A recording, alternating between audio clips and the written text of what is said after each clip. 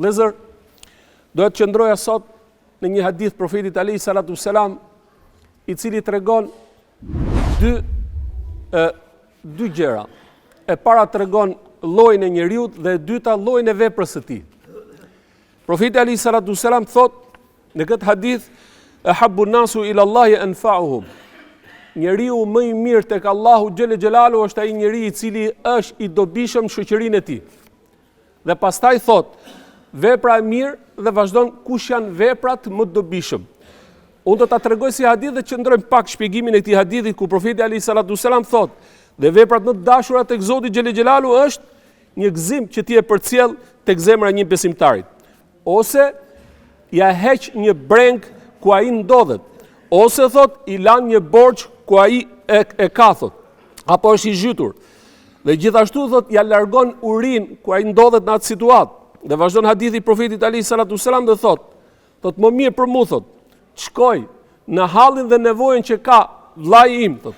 Është më mirë për mua se sa të qëndroj në xhamin time një muaj rresht, pra në bëj itikaf. Dhe vazhdon hadithi profetit alayhi salatu selam dhe thot profeti sallallahu alaihi wasallam, dhe unë të heq, vazhdoj thot, të shkoj për të zgjidh hallin një vllai tim thot, kush e bën këtë veprim, do t'ja forcoj Allahu këmbën në ditën e Kiametit, ku këmbët e njerëzve në urën e Siratit nuk do të qëndrojnë tot, dhe nuk do të kenë stabilitet. Pastaj vazhdon profeti alayhi salatu selam dhe thot, sjellja e keqe e prish veprën e mirë, sikurse uthulla që e prish mjaltin. Ky është hadithi i profetit alayhi salatu selam, i cili na tregon neve duke treguar se kush është njeriu i mirë dhe kush është vepra e mirë që mund të bëjnë njerëzit. Profeti alayhi salatu selam po na tregon që kush është njeriu i mirë, dhe kjo është në atë ajetin kuranor ku Zoti xhel xhelalu thot waf'alul khayra la'allakum tuflihun, veproni vepra të mira me qëllim që të shpëtoni. Dhe thot profeti alayhi salatu selam thot një vepër e mirë, thot është sadaka për njeriu. Pra që do thot nuk humbet asnjë vepër e mirë që e bën njeriu për hatër të Zotit, sido që të jetë ajo situatë. Thot Hatixha radhiyallahu anha, i thot profetit alayhi salatu selam kur ai ndodhesh momentin më të friksuar, u friksu, i erdhi Xhebraili dhe ai se njihte. Kur i tha lexo, dhe ai nuk dinte të lexonte, dhe ajo situata dhe vajti ke Hatixhe dhe i thot, o Hatixhe, wallahi kam frikë se po vdes dhe po shkatrohem. Tha Hatixha, po si është situata? Ja tregoj. Dhe i tha Hatixha, kur ty nuk gjen e keqe, po pse? Se ti je për atyre njerëzve që ke bërë vepra të mira. Pra nuk ta humb Zoti të mirën që ti ke bërë. Dhe i tregoj se çfarë veprash të mira kishte profeti alayhi salatu selam. Pra tregoj dy elementë. E para se ai njeri ishte njeriu më i dobishëm në shoqërinë e tij, dhe e dyta veprat që ai kishte ishin gjithashtu pa të tilla. Dhe njerëz të tillë nuk i le Zoti. Pra, po na tregon profeti alayhi salatu selam në këtë hadith që si duhet të jetë besimtari në shoqërinë e tij. Pra, një njeri ose një besimtar i cili është i mirë tek Allahu është ai i cili është i dobishëm në shoqërinë e tij. Dhe secili prej nesh shikon veten, sa i dobishëm jemi ne në shoqërinë tonë. Pra nëse Zoti xhel xhelalu ty të ka dhënë një mundësi, pasuri, apo të ka dhënë dituri, apo të ka dhënë pushtet, apo të ka dhënë famë, që nëpërmjet famës, pushtetit, pasurisë, diturisë ti bësh dobi njerëzve. Kështu funksionon në jetën e kësaj bote, nëse ti nëpërmjet kësajt e bën dhe ke për qëllim, jo që ai ta quaj ty për ner, po e ke për qëllim që të fitosh kënaqësinë e Zotit, ta di Zoti se ti e bën këtë vepër. Dhe jo robi. Nëse robi e diti është puna e tij, po nëse se diti, ti qëllimi jot është që të fitosh kënaqësinë e Zotit. Nëse e bën një veprim tillë, ti je për njerëzve të nderuar tek Zoti xhel xhelalu. Kështu funksionon. Prandaj dhe profeti alayhi salatu selam po na tregon se njeriu më i mirë tek Allahu është ai i cili është i dobishëm për njerëzit. Pastaj vazhdon thot, dhe vepra më e mirë tek Allahu xhel xhelalu është përcjellësh një gëzim tek besimtari. Ka momente të vështira që njeriu ka nevojë për shpresë. Ka nevojë që njeriu qetësohet. Me situatë kur humbet çdo shpresë, ku humbet çdo gjë. Ky moment është që ti duhet ta shfrytëzosh për të përcjellur shpresë dhe gëzim dhe qetësi në zemrat dhe shpirtrat e njerëzve. Në realisht nëse ti e realizon dhe e bën këtë gjë, fitove kënaqësinë e Zotit xhel xhelaluhu. Prandaj dhe profeti alayhi salatu selam thotë që të përcjellësh një gëzim, pra një shpresë në zemrën dhe shpirtin e një besimtarit kur ai ndodhet në një situatë që mendon se ka humb çdo gjë, ose mendon se a zhyt shumë thellë, ose mendon se ai nuk do të ketë mirësi në këtë vend apo në atë punë që ai ka nisur. Dhe ti çfarë? ndikon për çfarë duke ndryshuar opinionin e atij njeriu dhe duke përcjell shpresë. Pse thot profeti alayhi salatu wasalam për atë njeri i cili është smur, thot vizitojeni dhe folini fjalët më të mira dhe më të bukura. Dhe jepini atij shpresë se ka nevojë për t'u qetësuar, se momenti kur ti ja jep shpresë dhe i qetësohet e fitove kënaqësinë tek Zoti xhelel xhelalu. Jo tjetër as smun dhe ja merr vesh se çfarë smuni ka dhe thuaj nuk bash më ati. Ç'është kjo Allah? Domethënë forma dhe mënyra se si ti e përcjell. Prandaj dhe profeti alayhi salatu wasalam thot, përcjellësh një gëzim, një shpresë në zemrën e besimtarit. Kjo është e para. Dhe e dyta thot profeti alayhi salatu wasalam në këtë hadith thot ose ti zgjidhesh një problem, ose ti heqesh një breng, apo ti lash një borxh. Pra që do thot i gjithë kjo çështje ose ky proces është që ti ndodhesh afër momentit kur ai e ka hallin.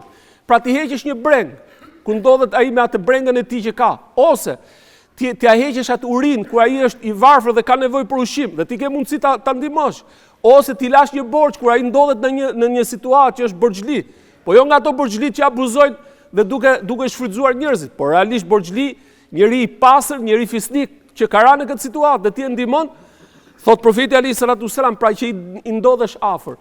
Prandaj thot me një hadith tjetër thot, kush i heq një breng muslimanit, në jetën e kësaj bote do t'ia heqë Allahu në botën tjetër, një nga brengat e mëdha që mund ta ketë atë ditë. Ose thot, me një hadith vazhdon dhe thot kush ja lehtëson jetën e njeriu në këtë botë, thot, do t'ja lehtësoj Allahu në jetën e tij dhe në botën e përtejme e këtij personit. Pra, që do thot njeriu ka nevojë, sepse këto veprat e mira që ti i bën sot, do t'i gjesh para Allahut xhelel xhelalu në ditën e Kiametit. Prandaj thot profeti alayhi salatu wasalam i hadith për atë borxhliun i cili realisht ka marr borxh, por e ka situatën e tillë dhe ai e zgjati dorën për të kërkuar borxh. Dhe patjetër që thot profeti alayhi salatu wasalam, ai që kërkon është më poshtë se ai që jep. Pra ai e bëri veten e tij, ra në këtë drejtë. Ka nevojë, e ka hallin. Dhe momenti që ti i gjendesh dhe ai jep këtë borxhin, thot profeti alayhi salatu wasalam, çdo ditë që kalon, aq vlefta sa ti ke dhënë borxh që sadaka ke Allahu xhelel xhelalu. Mi hadith tjetër thot, nëse personi thot i cili ka marr borxh, po vjen momenti i situatës ose dita për ta kthyer borxhin dhe ai ndodhet në një situatë realisht kritike, jo se ka abuzuar, po është vështirësi, dhe ti toleron duke i thënë s'ka problem, e shtym afatit, i shtym 2 muaj apo 3 muaj apo varet se sa ndodhet, çdo ditë që ti e shtyve, thot profeti alayhi salatu wasalam, nëse ti ke dhënë borxh 1 milion, ai bën 2 milion sadaka çdo ditë që kalojnë derisa të vi afati tek Allahu xhelel xhelalu. Pra për ty konsiderohet sadaka, për treguar se çfarë vlere të madhe ka kur njerëzit kanë tolerancë mes njëri tjetrit në atë shoqëri. Pra dhe duke bashkëjetuar në mënyrën më të bukur dhe më të mirë siç na ka treguar profeti alayhi salatu wasalam. Vazhdon hadithi dhe thot profeti alayhi salatu wasalam 2 gjëra. Thot ti shkoj hallit të një personit, thot që t'ja zgjidh ose derisa ai ta mbaroj këtë problem ose këtë hall, ka 2 gjëra. Thot është më e mirë se sa të qëndroj në xhamin time në itikaf, itikaf do thot futesh në adhurim, mos dalësh nga xhamia në muajin e Ramazanit, 3 muaj rresht. Pa marrë dhe kur në xhamit profetit që një namaz atje është 1000 namaze. Thot profeti alayhi salatu wasalam, kjo vepër që ti shërbesh tjetrit, për t'ia zgjidhat hallit, atij hallexhiu që ka, është më e mirë tek Zoti se sa të rish në xhamit time, pra në xhamit profetit 1 muaj, 30 ditë për ditë rish mrena, mos dalësh, ta adhurosh Allahun xhelel xhelalu, ky shpërblim është më i madh se ajo. Kjo është e para. Dhe e dyta thot profeti alayhi salatu wasalam, thot shpërblimi është se Allahu do t'ia forcoj këmbët në urën e Siratit atë ditë që këmbët gjithë do dridhen dhe do të rshkasin. Pse? Se ky njeri është ngjendur në momentin më të vështirë këtij personit, pra këtij vllajt tij besimtar ose këtij njeriu i cili është në hall dhe ai ka pas mundësinë për ta zgjidhur dhe është përpjekur për ta bërë këtë, se kështu funksionon shoqëria. Nëse do të kemi një shoqëri të tillë, do thotë do të kemi rahmetin e Zotit, mëshirën e Allahut xhelel xhelalu. Dhe ai i cili e bën një veprim të tillë, thot profeti alayhi salatu wasalam, Allahu do t'ia forcoj këmbën ditën kur këmbët e njerëzve nuk do të kenë stabilitet. Ura Siratit, kur njerëzit do të hyjnë në xhenet, nuk hyjnë dot në xhenet, po se kalove këtë urë. Dhe xhenetin njerëzit do ta kenë para dhe xhenemi do të jetë poshtë dhe ai do të kalojë mbi këtë urë. Në këtë urë forcohet vetëm ai i cili ka vepra të mira. Dhe në këtë moment gjithë profetët e Zotit, të cilët do të ndërmjetësojnë për umetin e tyre, do thonë vetëm këtë fjalë: Allahumma sallim sallim. O Zot, shpëtoj, kaq deri këtu e ka. Se ai kur të hyke ura, atë do kuptohet se sa ai do të qëndroj. Dhe thot profeti alayhi salatu wasalam do t'ia bëj Allahu të qëndrojnë këmbët e këtij njeriu i cili është gjendur pranë këtij hallexhiu derisa ka mbaruar hallin e tij.